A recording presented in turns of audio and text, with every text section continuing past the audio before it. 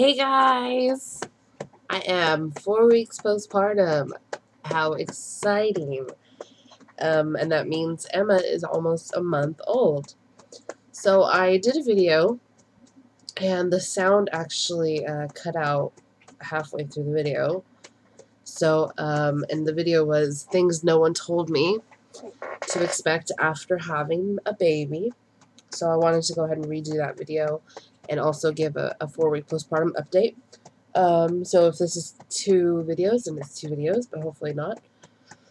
So I'll try and go through this as quickly as I can, because I definitely think that it's important to get this information out because no one told me, so I'd like to tell all the other women out there who are expecting babies, and also to see if there are mommies out there that agree.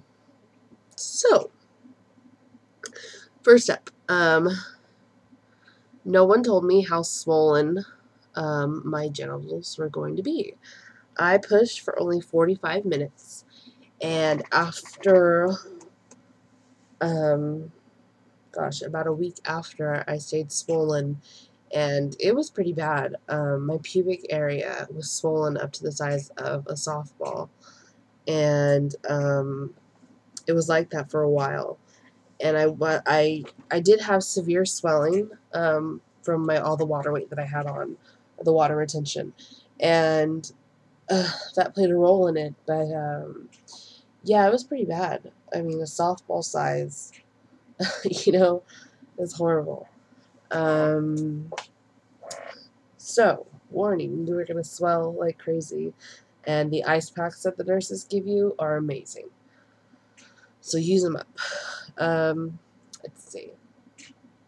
Number 2, no one told me how much the blood stinks after having a baby. Now, it's not immediately after having a baby. It's not the heavy flow. But once it reaches kind of like the dark red, brown kind of a color, it stinks horribly.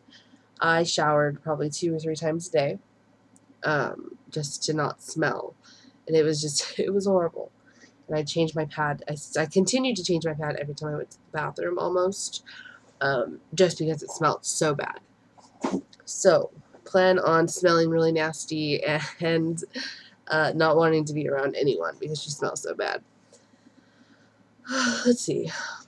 Number 3, how truly sleep exhausted I was. And at the hospital, the first day or 2, you're up. You have all the adrenaline from being in labor and giving birth, and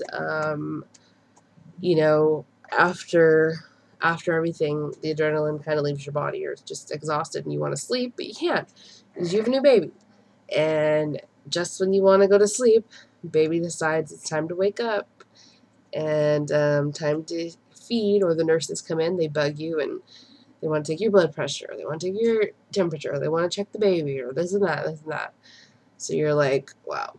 And I was at the hospital for 5 days, and I maybe got like 8 hours of sleep. Maybe 10. But yeah, it's so funny because people would say, say goodbye to sleep, and I'd be like, yeah, of course, duh. You're having a baby, and it's okay because I like napping and stuff, but I nap, but I also like it with 8 hours of sleep at night, which I haven't even received in this entire month, which is fine. I'm used to it now, but yeah, first week was really bad because I was, recovering, and the recovery process was really hard for me, and I'll go over that during the 4-week postpartum thing. But yeah, plan on being the most exhausted you've ever been in your entire life. You can't even imagine how tired you're going to be, basically. Let's see. I tore during delivery, and no one told me that how bad it it really hurts afterwards. And I mean, sure, you know, it's kind of common sense. You're thinking, okay, well, duh, you're gonna have a tear, you know, in the muscle that handles, you know, peeing and pooping and you know, it's in your vagina.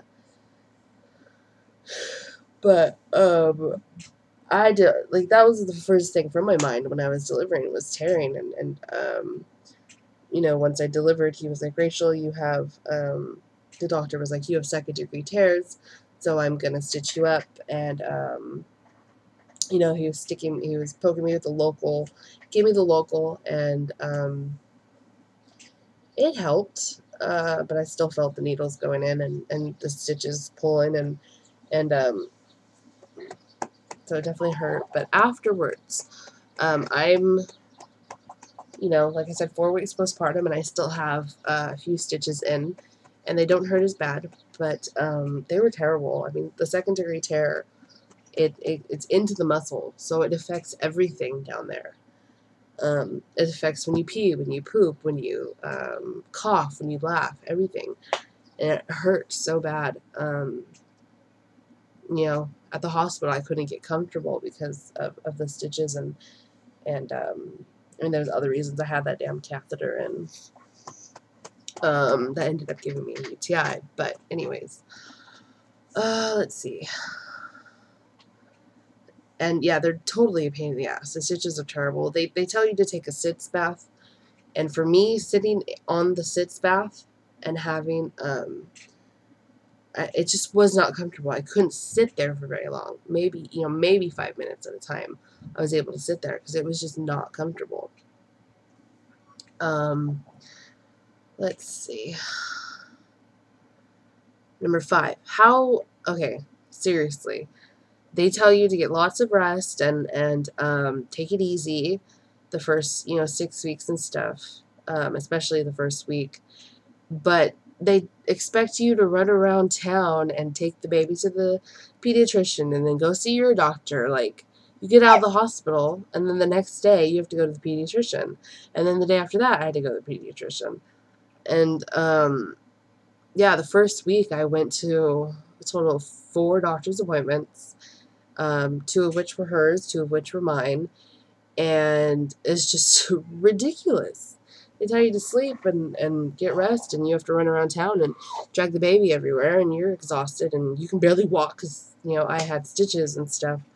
But no one told me that, and I mean, I'm sure it's common sense. Obviously, you know, they want to check up on the baby afterwards, but for me, it was, oh, I hated it. I could barely walk. I had to sit in the back seat with the baby, you know, and I hate the back seat because it's always bumpy back there. So that wasn't good for me.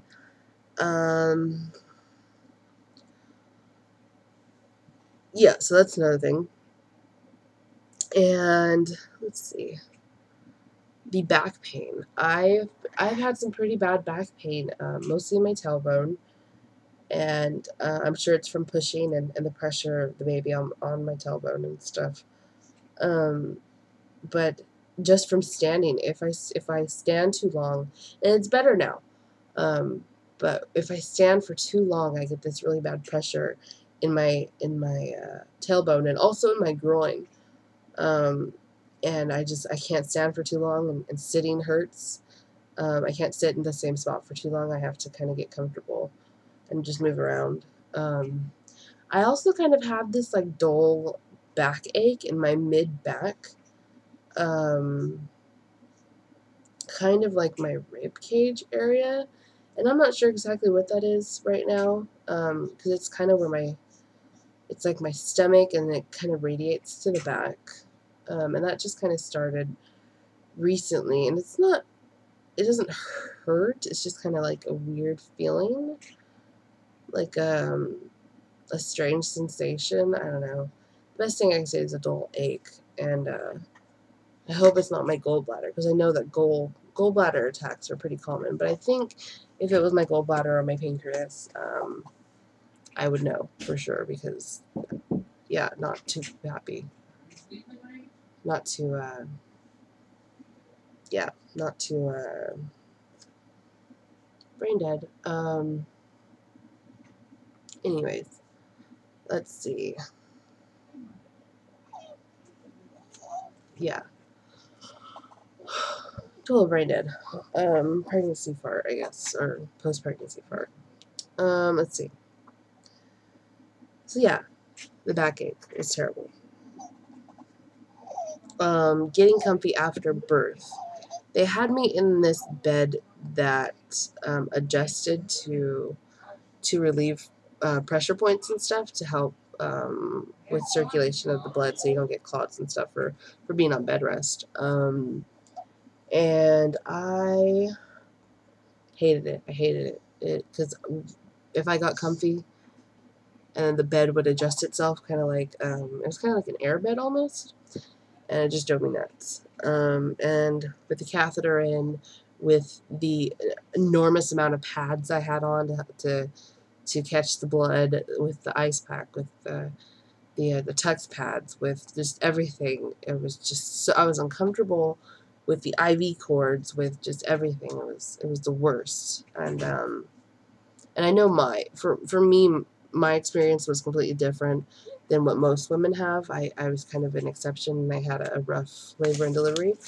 But yeah, totally could not get comfortable after having the baby, probably for the first week. I had a lot of issues sleeping, getting comfy, and whatnot. So, let's see. The bathroom time. Now, with the stitches and the tear into the muscle, bathroom time was just not happening. It was, I would, now this is a little TMI, but I would make it so, I would get to the point where my stool was coming out almost until I went to the bathroom, because I would not push, because pushing just killed the stitches and it hurt so bad. And the first bowel movement I had, actually at home, I bled so much that I thought I was hemorrhaging, and it scared the crap out of me. And because I remember I wiped, and I was expecting, stool on the toilet paper, and there was no stool. It was all really, really, really deep red blood. And I didn't notice if I passed any clots at that time either, but I cleaned myself. I put a new pad on. I said, okay, if I fill up this pad in 1 hour, we're going to the hospital. And I didn't, but bathroom time was horrible for a while. Even now, I'm kind of cramping when I urinate from the muscles. So I'm not sure if, maybe my UTI just hasn't gone away.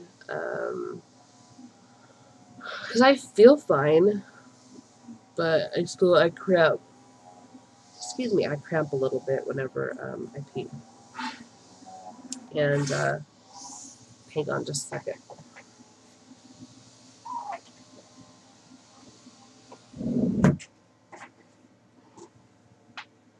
Oh, okay, sorry. They're landscaping outside. And last but not least, and I'll do this really quick. So this is going to be a 2-part video. Last is, I didn't instantly fall in love with Emma.